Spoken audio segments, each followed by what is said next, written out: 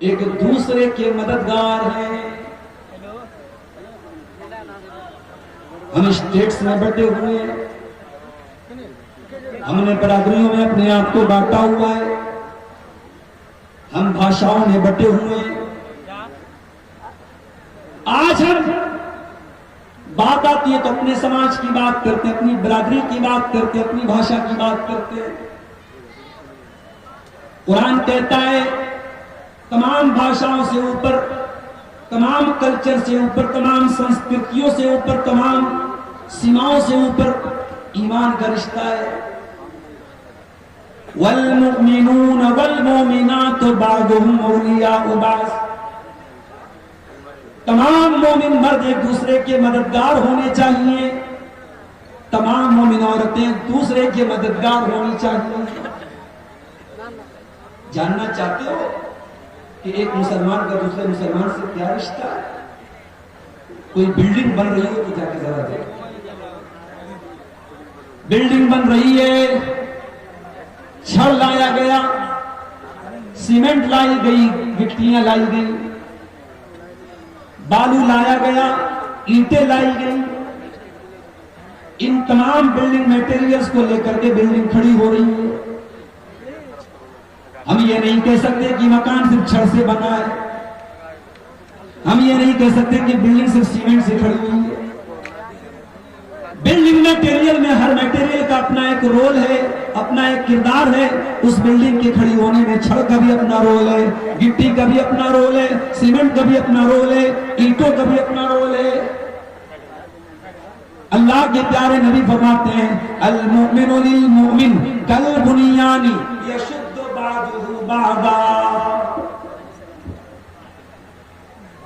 مومن ایک مومن کے لیے ایک عمارت کی طرح ہوتا ہے, ایک بلڈنگ کی طرح ہوتا ہے, جس کا ایک حصہ دوسرے حصے کو طاقت دیتا ہے, ایک میٹیریل دوسرے میٹیریل کو طاقت دیتا ہے.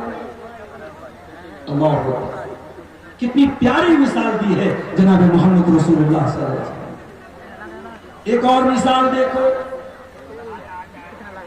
ابھی ہمارے مکرمان بھائی ان کو بائک سے لے کر کے آئے, بلیٹ بائک تھی, راستے میں جگہ جگہ بریکر تھے, 70-80 اسپیڈ کی, 70-80 کی اسپیڈ میں گاڑی چل رہی تھی. گاڑی اچھلی, بدن پر اثر ہوا, کمر میں تکلیف ہوئی, پیر میں تکلیف ہوئی, لیکن دماغ نے اس کو محسوس کیا, دل نے اس کو محسوس کیا. ہمارا پورا شریر ایک دوسرے سے کنیکٹڈ ہے, ایک دوسرے سے جڑا ہوا ہے. کانٹا پاؤں میں چبھتا ہے, آنسو آپ کے آنکھوں سے نکلتے. اللہ کے پیارے نبی فرماتے ہیں مثل المؤمنین فی توادہم وتعاطفہم وتراحمہم کمثل الجسد الواحد.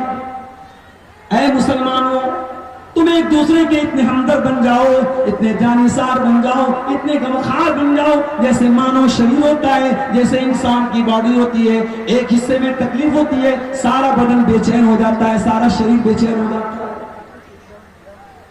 کبھی ایسا نہیں ہوا کہ پاؤں کو تکلیف پہنچی ہو تو آنکھ نکاؤ میرا کیا نہیں ہوتا.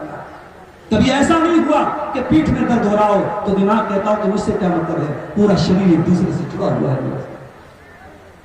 اگر آپ بہار میں کٹیہار کے کسی علاقے میں, منیہاری کے کسی علاقے میں, منفائی کے کسی علاقے میں رہتے ہیں, اور یوپی کے اندر آپ کا کوئی مسلمان بھائی رہتا ہے تو وہ بھی آپ کا بھائی ہے, اگر اس کے ساتھ کچھ غلط ہوتا ہے تو اس کے غلط ہونے کی تکلیف آپ کے ہردے میں, آپ کے دل میں بھی محسوس ہوتی ہے.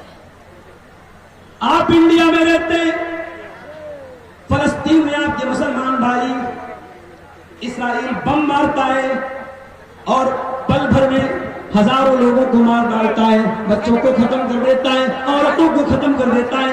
آپ یہ سوچ کر کے مطمئن نہ ہو جائیں یہ تو میرا مسئلہ نہیں ہے, میری فیملی نہیں ہے, میرا پریوار نہیں ہے. اللہ کے نبی فرماتے ہیں کہ تمام مسلمان ایک پریوار کی طرح.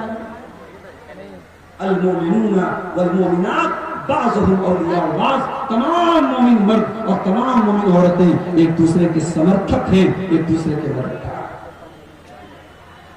آج ہم تو لڑ رہے ہیں, کہیں مسلک کے نام پہ کوئی لڑ رہا ہے, کوئی برادری کے نام پہ لڑ رہا ہے, کوئی دیش کے اور جاتی کے نام پہ لڑ رہا ہے. نہیں میرے ساتھ۔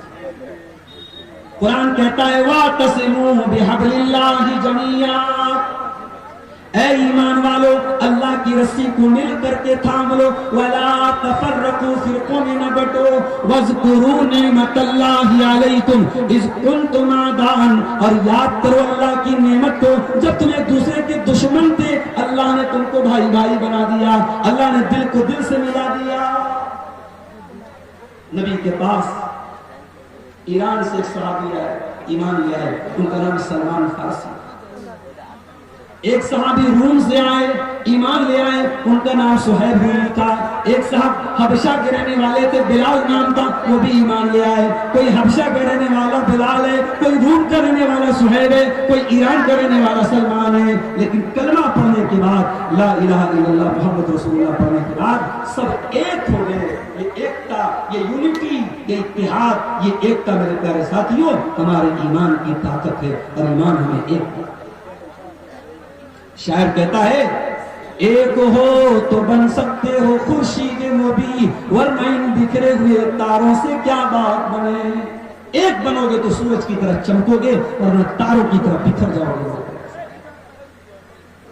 اس کے بعد اللہ فرماتا ہے یامرون بالمعروف، مسلمان کا دائتو کیا ہے، مسلمان کا کرتویہ کیا ہے، مسلمان کی ذمہ داری کیا ہے، مسلمان سماج کو کیا دینے کے لیے آیا ہے؟ فرمایا مسلمان سماج کو نیکی کا حکم دینے کے لیے آیا ہے، وَيَنْهَوْنَ عَنِ الْمُنْكَرِ، اور مسلمان سماج سے برائی کو ختم کرنے کے لیے آیا ہے۔ اے مسلمان، تجھے تو شراب سے روکنے والا بننا چاہیے تھا، تو شراب پی رہا ہے۔ تجھے تو بہو بیٹیوں کی عزت کی حفاظت کرنے والا بننا تھا، تو دوسروں کی بہو بیٹیوں کو غلط نیت سے کیوں دیکھنے لگا؟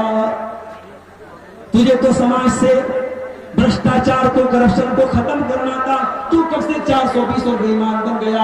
اے مسلمان، تیرا دائتو تھا، تیری ذمہ داری تھی نیکیوں کا حکم دینا اور برائیوں سے روکنا۔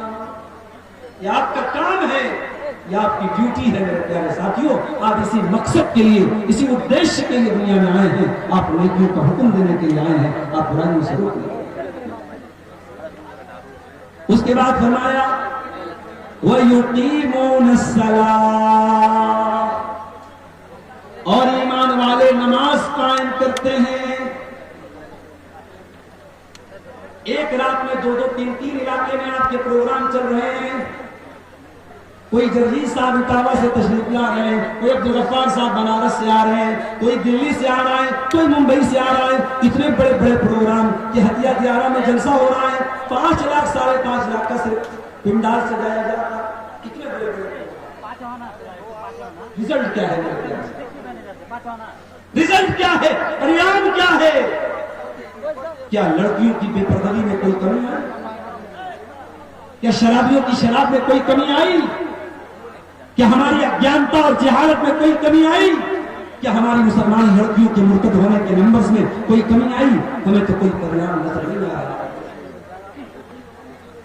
مسجدیں بن رہی ہے گاؤں گاؤں میں، رات بھر جلسہ سننے والا فجر کے ٹائم غائب ہو جاتا ہے، اور چند بوڑھے بیچارے وہ مسجد میں جا کر کے فجر کی نماز۔ مسجد تو بنا لی شب بھر میں ایمان کی حرارت والوں نے، من اپنا پرانا پاپی تھا برسوں میں نمازی بن نہ سکا۔ ہمیں یہ شکایت ہے ہماری مسجدوں پر دشمنوں کی نظر ہے۔ ارے دشمن کی نظر کی کیا ضرورت ہے؟ تیری مسجد کو تو نے خود ویران کر دیا ہے۔ کتنی مسجدیں جہاں فجر کی نماز میں 2-3 لوگوں سے زیادہ نمازی نہیں، کتنی مسجدیں ہیں یا نماز پڑھنے والا تکال پڑا ہوا ہے، نمازی نہیں ہے میرے ساتھ۔ مسلمان کہاں بزی ہے؟ چائے کے ہوٹلوں میں بزی ہے۔ ہر گاؤں کے چوراہے پر بیٹھ کے کوئی بریانی کھا رہا ہے، کوئی چائے پی رہا ہے، کوئی پان کھا رہا ہے۔ ہمارا مسلمان ٹائم پاس کر رہا ہے، اپنے بزنس میں اتنا بزی ہے، اسے نماز کی فرصت نہیں ہے میرے پیارے ساتھی۔ اللہ فرماتا ہے اے میرے بندو، میرے کچھ بندے ایسے بھی ہوتے ہیں، رجال لا تلہیہم تجارت ولا بیع عن ذکر اللہ میرے نیک بندے وہ ہوتے ہیں جن کی تجارت اور جن کا کاروبار ان کو نماز سے غافل نہیں کرتا ہے. اپنے کاروبار سے کہہ دو میری نماز پڑھتا ہے. اور اگر آپ کو یہ لگتا ہے کہ آپ کے کاروبار میں آپ کی دکان میں نماز کی وجہ سے کچھ لاس ہو جائے گا تو معاف کرنا میرے پیارے ساتھیوں، سعودی عرب کی دھرتی پر، مکہ اور مدینہ کی دھرتی پر آج بھی بڑی بڑی دکانیں ہیں، بڑے بڑے شو روم ہیں، حی علی الصلاۃ کی آواز آتی ہے، دکان بند ہو جاتی ہے اور لاکھوں کروڑوں کا کاروبار ڈیلی ہو رہا ہے. یہ آپ کی سوچ ہے، بس سوچ کو بدلنے کی ضرورت ہے. وَيُقِيمُونَ الصَّلَاةَ، ایمان والے نماز قائم کرتے ہیں، مرد ہو چاہے عورت ہو. میری ماں بہنوں، آپ سے بھی شکایت ہے، آج آپ کو اللہ نے بہت ساری سہولتوں سے نوازا ہے. نبی کے دور میں گیس کا چولہا تو نہیں تھا، نبی کے دور میں فریز اور واشنگ مشین تو نہیں تھی، نبی کے دور میں بچے بھی پالے جاتے تھے، کھانا بھی بنایا جاتا تھا اور سارے کام ہوتے تھے، اور اس کے ساتھ عورتیں نماز بھی پڑھا کرتی تھی. نماز سے کوئی غفلت نہیں. آج کتنی عورتیں ہیں جلسے میں سب سے پہلے جائیں گی لیکن نماز سے دور ہے. میری پیاری ماں اور بہنوں، آپ کا تو جنت میں جانا بہت آسان ہے. آپ کو تو بہت آسان طریقہ بتا دیا اللہ کے نبی نے جنت میں جانے کا.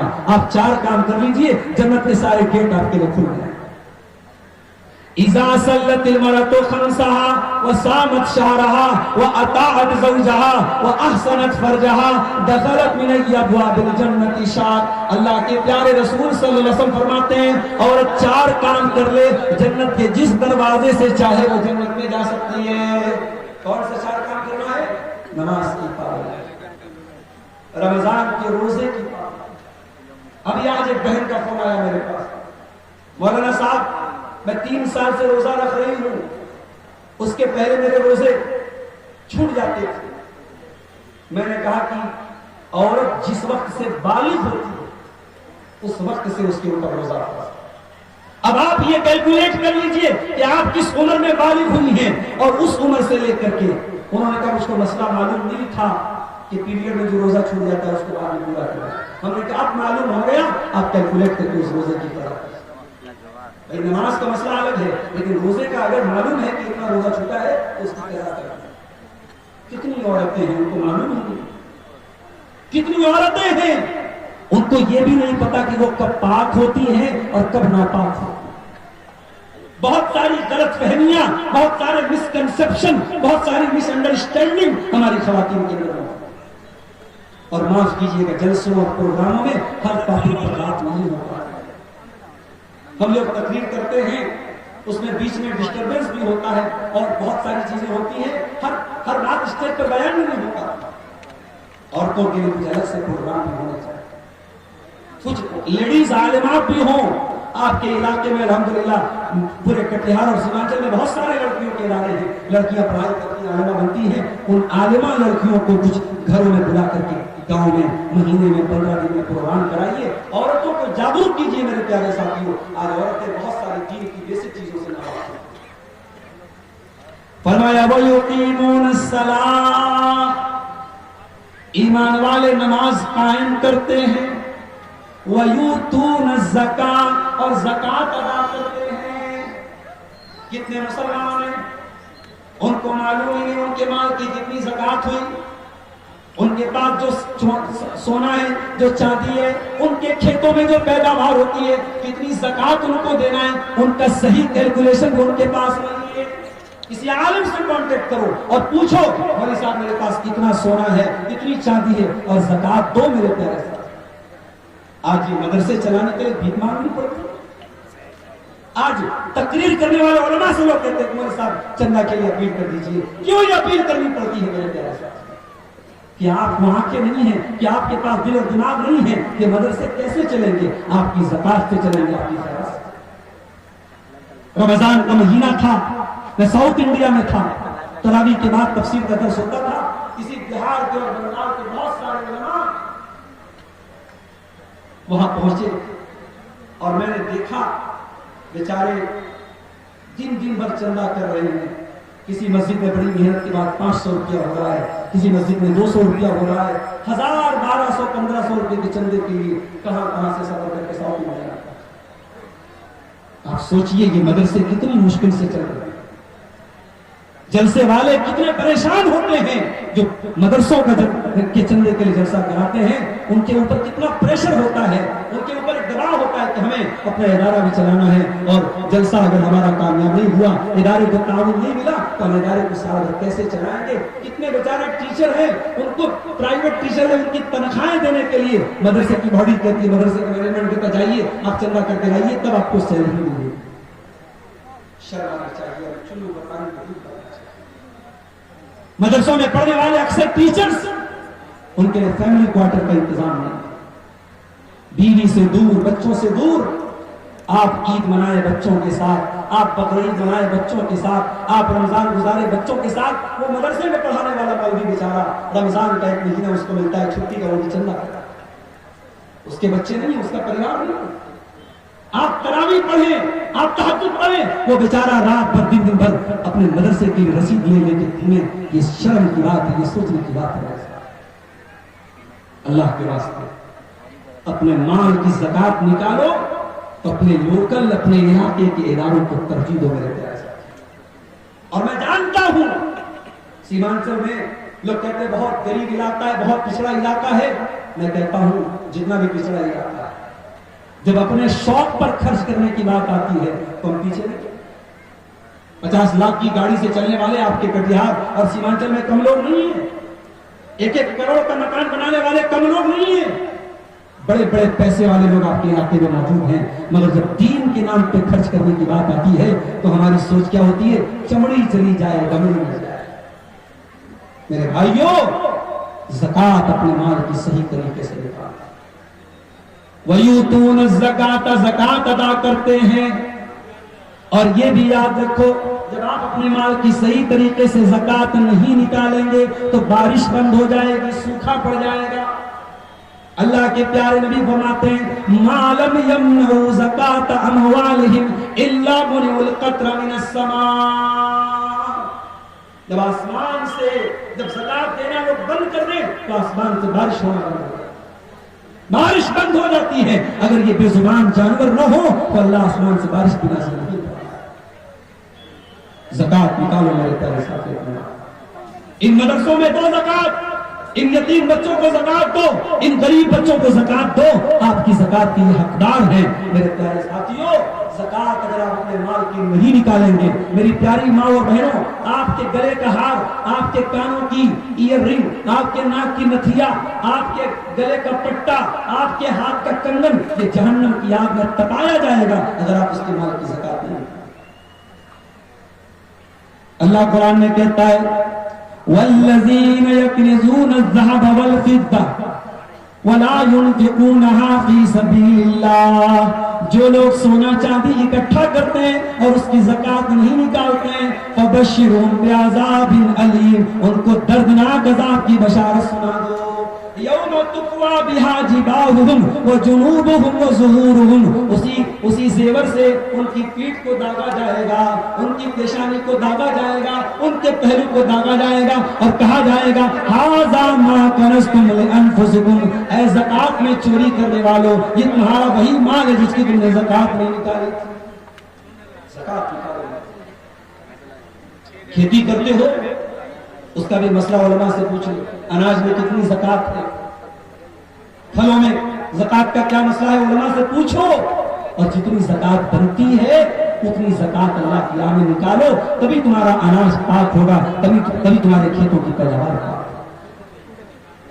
اس کے بعد فرمایا وَيُطِيعُونَ اللَّهَ وَرَسُولَهُ، اور میرے مومن بندے اللہ کی اطاعت کرتے ہیں، رسول کی اطاعت کرتے ہیں۔ آپ کی زندگی میں اللہ اور اس کے رسول کی اطاعت نہیں ہے، کوئی مطلب نہیں ہے مسلمان ہونے کا دعویٰ کرنا۔ نعرے لگا لینے سے، بینر لگا لینے سے، بائک پر جھنڈا لگا لینے سے محبت نہیں ساتھ، آپ کی زندگی میں اللہ اور اس کے رسول کی اطاعت ہونی چاہیے۔ ہمارے ہاں معاف کیجیے گا، چونکہ شیرزابادی علاقہ ہے، 99% اہل حدیث لوگ ہیں، مگر ایک چیز کی کمی ہے، شادی ہو رہی ہے، باقاعدہ جہیز کی ڈیمانڈ ہو رہی ہے، شادی ہو رہی ہے، باقاعدہ بارات نکل رہی ہے، شادی ہو رہی ہے، منگنی کی رسم ہو رہی ہے، شادی ہو رہی ہے، ہلدی کی رسم ہو رہی ہے. کیوں؟ کیا قرآن سے ثابت ہے؟ کیا حدیث سے ثابت ہے؟ نہیں ثابت. پھر کیوں کر رہے ہو؟ اللہ کے پیارے نبی کے پاس ایک صحابی آئے، نام نوٹ کر لو، مغیرہ بن شعبہ. ابھی ہمارے بہن کو بیٹا ہوا ہے، بہن کا فون آیا، بھائی کچھ اچھا سا نام بتا دو. میں نے صحابہ کے نام بتا دیے، تو پھر بہن کا فون ہے تو بڑے پرانے نام لگے. لوگوں کو نئے نام چاہیے. آپ کے بہار میں آتا ہوں، کسی کا نام پوچھو، نام کیا ہے؟ نعیم رحیم. عجیب نام ہے بھائی. کسی کا نام ببلو، پنٹو، گڈو. یہ نام لوگ رکھتے ہیں بچوں. صحابہ کے نام کو بچوں کا نام، کتنا پیارا نام. مغیرہ، بچے کا نام مغیرہ رکھو. آپ کے گھر میں لڑکا پیدا ہو، مغیرہ نام رکھو. مغیرہ بن شعبہ صحابی ہیں، انہوں نے شادی طے ہوئی، رشتہ لگا، نبی کے پاس آئے. اللہ کے نبی سے کہا، اللہ کے نبی میں نے ایک انصاری لڑکی کو نکاح کا پیغام بھیجا ہے.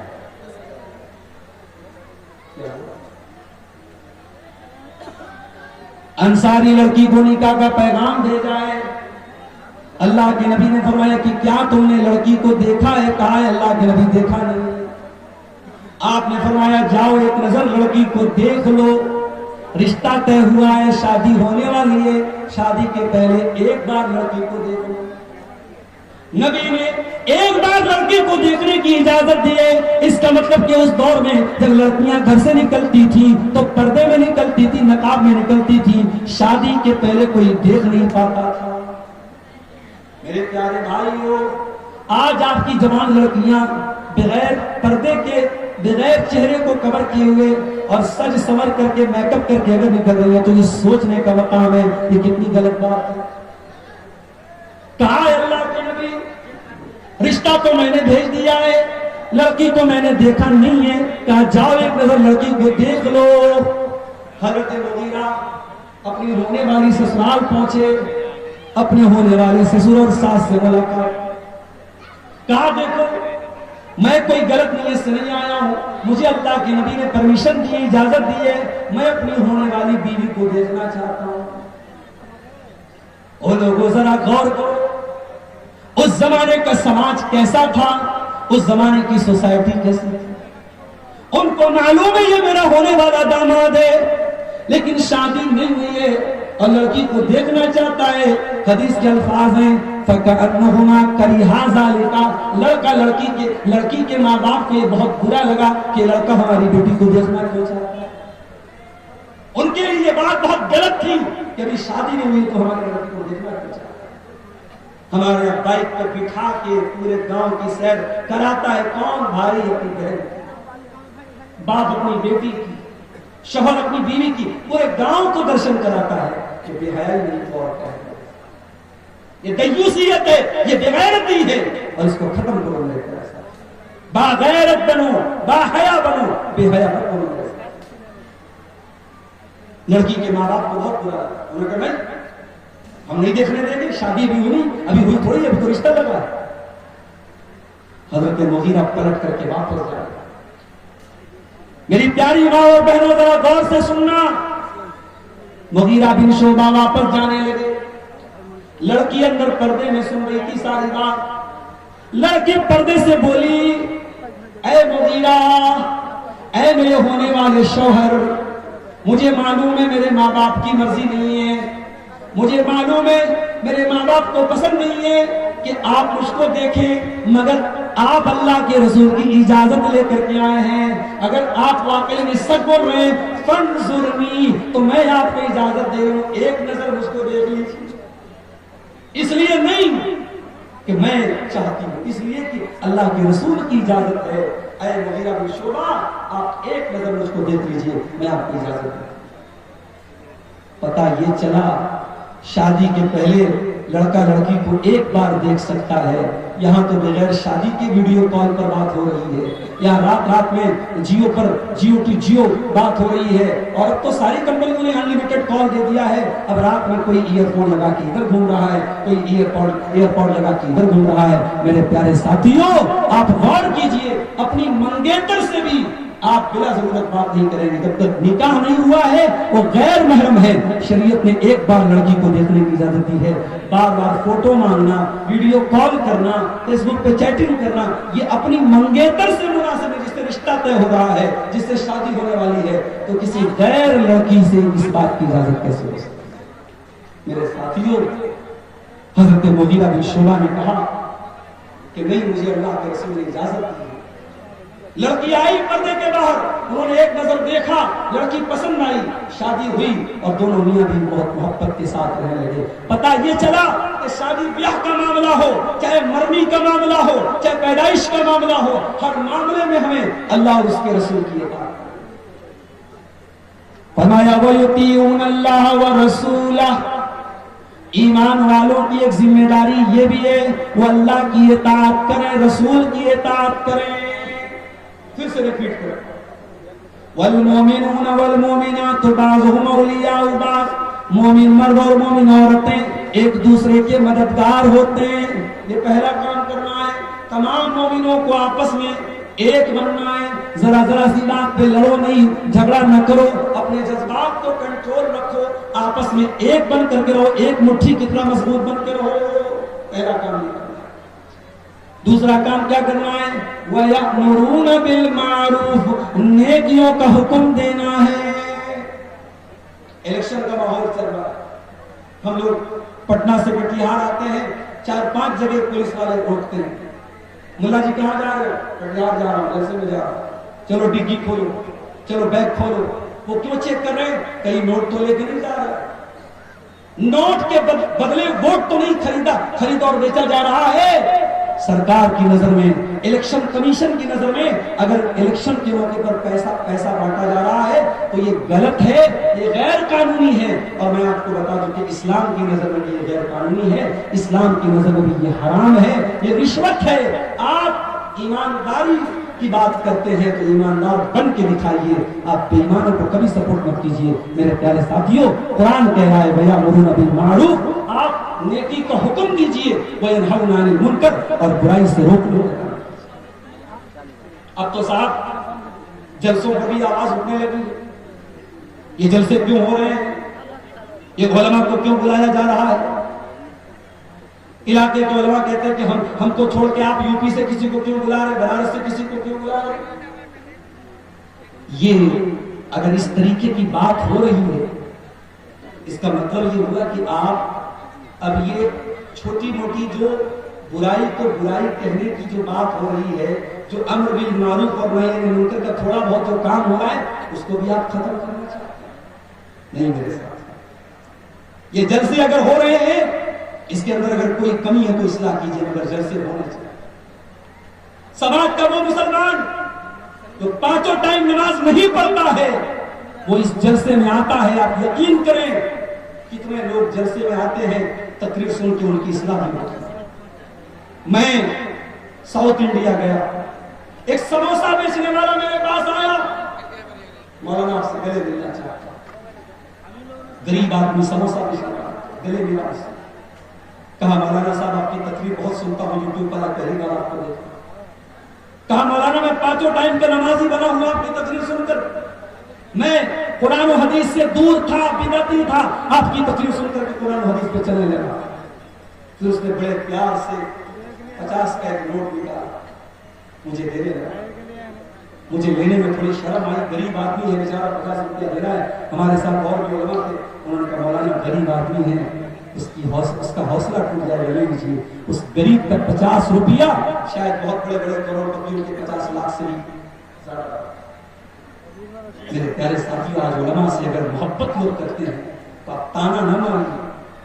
ان جلسوں میں اگر آپ چند پیسے دیتے ہیں اور یہ مجلسیں جم رہی ہیں اور لوگ 2-3 گھنٹہ بیٹھ کے تقریریں سن رہے ہیں، یہ کوئی معمولی بات نہیں ہے. آرکیسٹرا سننے والے، گانا سننے والے اور حرام چیزوں کو دیکھنے والے کروڑوں لوگ ہیں. اگر اللہ نے آپ کو توفیق دی ہے, آپ اپنا سارا کام دھندا چھوڑ کے اس پنڈال کے نیچے اپنا ٹائم دے رہے ہیں, سمے دے رہے ہیں اور قرآن حدیث کی باتوں کو سن رہے ہیں, بڑی بات کرنے کا ہے. وَيَأْمُرُونَ بِالْمَعْرُوفِ وَيَنْهَوْنَ عَنِ الْمُنكَرِ, نیکی کا حکم دیتے ہیں, نماز قائم کرتے ہیں, زکوٰۃ ادا کرتے ہیں, اللہ کی اطاعت کرتے ہیں, رسول کی اطاعت کرتے ہیں. جو اتنا کام کر لے, قرآن کیا کہتا ہے, اولئک سیرحمہم اللہ, ایسے لوگوں پر اللہ تعالی رحم فرمائے گا, رحم کرے گا. وہ اللہ کی دیا کے پاتر ہوں گے, اللہ کی رحمت کے حقدار ہوں گے. تو مسلمانوں, اگر اللہ کی رحمت چاہیے تو یہ ہمیں کام کرنا پڑے گا, ہمیں آپس میں بھائی بھائی بننا پڑے گا, ہمیں نیکی کا حکم دینا پڑے گا, ہمیں برائی سے روکنا پڑے گا, ہمیں نماز قائم کرنی پڑے گی, ہمیں زکوٰۃ ادا کرنی ہوگی, ہمیں اللہ اور اس کے رسول کی اطاعت کرنی ہوگی. اب آخر میں تقریر ختم کرنے سے پہلے, چونکہ ہمارے پاس ایک پرچی یہ بھی آئی ہے کہ مولانا صاحب تھوڑا سا چندہ بھی کرنے کی زحمت کریں. اب ہر جلسے میں لوگوں کو سمجھ میں آ گیا کہ عبدالغفار صاحب بھی چندہ کرنے لگے ہیں, تو اب لوگ ہم کو پرچی کما کر کے چندہ بھی آپ کرا. تو میں جاتے جاتے, چونکہ 1:30 بجے مجھے یہاں سے نکلنا اور گھڑی کی سوئی 1:30 بجنے والی ہے, بڑی مجبوری ہے, مجھے اچھا نہیں لگ رہا ہے. اور آپ جانتے ہیں کہ آپ کے علاقے میں اس سے پہلے کچھ اس طریقے کے ناخوشگوار واقعات بھی ہوئے ہیں جو نہیں ہونے چاہیے. مجھے نکلنا ہے, میری مجبوری ہے. نکلنے کے پہلے میری آپ سب سے گزارش ہے, اس ادارے کے لیے تعلیم اسلامی آپ کا رتن پور چوک, یہ آپ کے مدرسے کا نام ہے, اور شاید اس کی بلڈنگ کا کام چل رہا ہے. بلڈنگ کے کام میں اگر آپ چندہ دیتے ہیں تو اس میں اچھی بات یہ ہے کہ بلڈنگ کم سے کم 60 سال 70 سال 50 سال جو بھی اس کی لائف ہو, اتنے سالوں تک بلڈنگ رہتی ہے, اور بلڈنگ جب تک ہے اس کا ثواب آپ کو ملتا ہے. اس لیے ہو سکے تو کوئی پولیس سیمنٹ کی ذمہ داری لے لے, کوئی چھڑک کی ذمہ داری لے لے, کوئی ایک کمرہ کی ذمہ داری لے لے, مگر میرے ساتھیوں, اللہ نے آپ کو نوازا ہے تو اس کام میں پیچھے نہ رہیں. ہو سکے تو اپنے مرحومین کی طرف سے, اپنی ماں کی طرف سے, اپنے باپ کی طرف سے جو دنیا سے جا چکے ہیں, صدقہ جاریہ کے طور پہ اس بلڈنگ کی, مدرسے کی بلڈنگ کی تعمیر میں آپ حصہ لیں. ارے آج دنیا کے یہ سیاسی لیڈران, یہ نیتا وغیرہ, یہ لاکھ 2 لاکھ روپئے اگر مدرسوں اور مسجدوں میں دے دیتے ہیں تو ہم اور آپ کو مسلمان ہیں, ہمیں اور آپ کو ان اداروں اور ان مدرسوں کا خیال رکھنا چاہیے. میں تقریر ختم کر رہا ہوں اس امید کے ساتھ کہ آپ آئیں گے اور ادارے کا تعاون کریں گے. ہاں, جلسے کے والنٹیئر سے گزارش ہے کہ چادر لے کر کے عوام کے بیچ میں ایک بار گھوم جائیں, تاکہ جن لوگوں کو کچھ دینا ہو, ماں بہنوں سے گزارش کروں گا اگر ہو سکے تو کچھ سونے کے زیورات آپ دے دیں. میں جھارکھنڈ کے علاقے میں گیا, عیدگاہ کا چندہ ہو رہا تھا, اور آپ یقین کریں 2 گھنٹے کے اندر 45 لاکھ روپے چندہ ہو گیا. یہی گاؤں دیہات کا ماحول تھا, عورتوں نے سونے کے زیورات اتار کے دے دیے. تو میرے بھائیوں, اپنا کلیجہ تھوڑا بڑا کرو, دل بڑا کرو. آپ اللہ کے گھر کی بات ہو چاہے مدرسے کی بات ہو, وہاں آپ کا جو چندہ ہوگا وہ صدقہ جاریہ کا طور پر ہوگا. ہم اللہ سے دعا کرتے ہیں رب العالمین ہمیں کہنے سننے سے زیادہ عمل کی توفیق عطا فرمائے. ابھی میرے بعد ایک بہت اہم تقریر ہونے باقی ہے, پروگرام کو بالکل آپ ڈسٹرب مت کیجیے گا. عبدالشکور بھوجپوری صاحب جو آپ کے پری وقتہ ہیں اور محبوب مقرر ہیں, بھوجپوری میں بھی بولتے ہیں, بنگلہ میں بولتے ہیں, بہت مشتی بھاشی ہے وہ تقریر کریں گے. آپ ان کی تقریر سنیں گے اور انشاءاللہ فجر تک آپ کا پروگرام چلے گا. چونکہ علاقے کا ابھی میں روٹ دیکھا, میں نے کٹیہار سے آیا, وہ اتنا خراب راستہ ہے کہ لوگ رات میں نکلے یہ مناسب نہیں ہے. آپ یہیں پہ تقریر سنیں, فجر تک انشاءاللہ جیسا چلے گا, اور آرام سے آپ تقریر بھی سنیے, اور جو آپ دینے آئے ہیں مدرسے کو وہ چندہ بھی دیجیے. اور اللہ تعالیٰ سے ہم دعا کرتے ہیں رب العالمین ہمیں جس مقصد کے لیے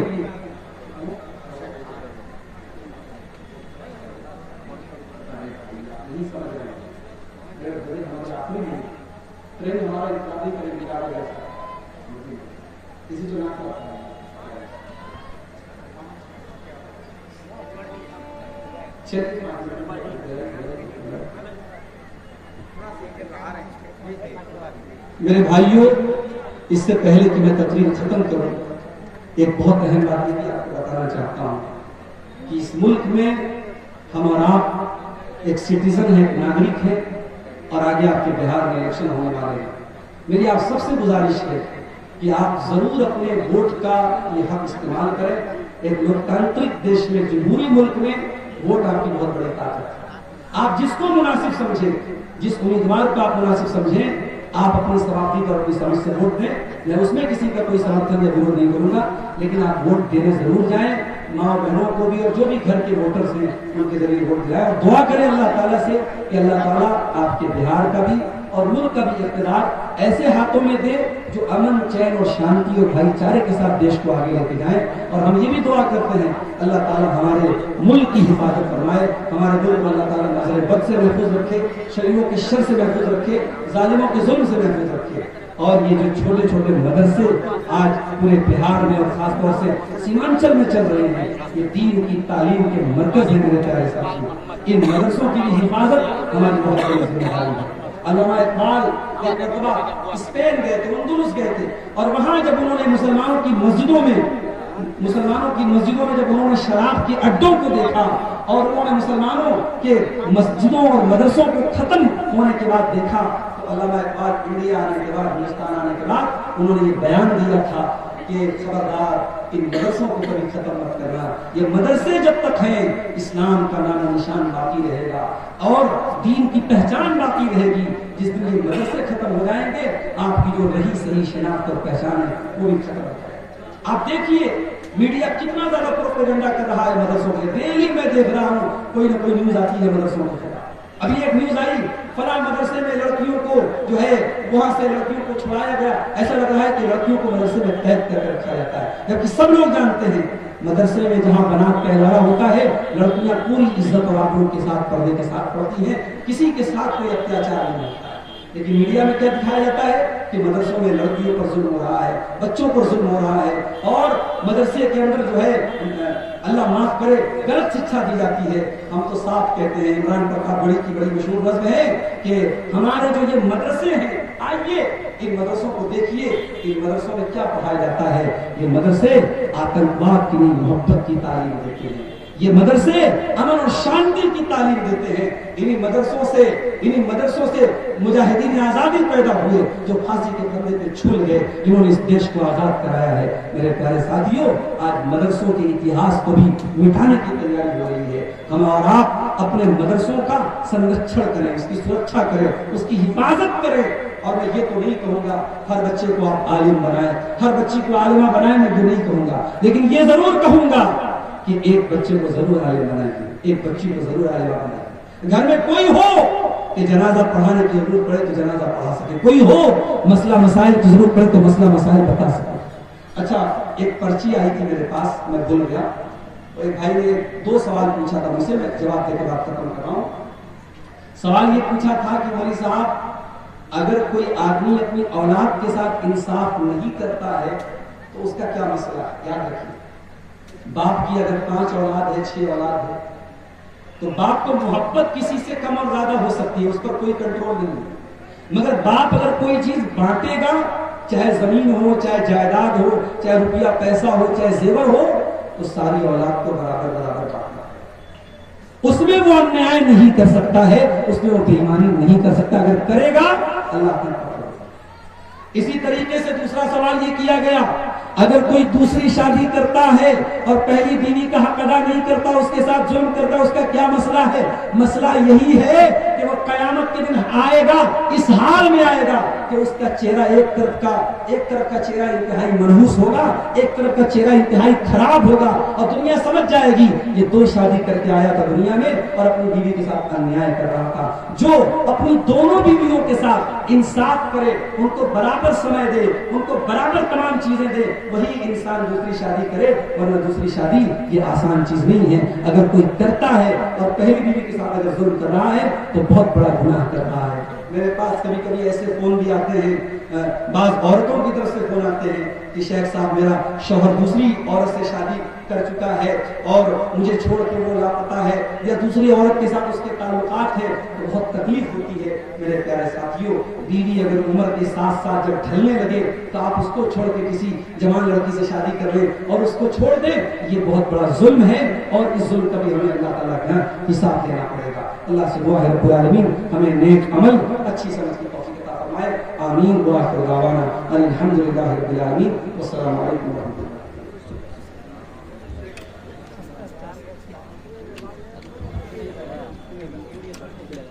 السلام علیکم ورحمۃ اللہ وبرکاتہ.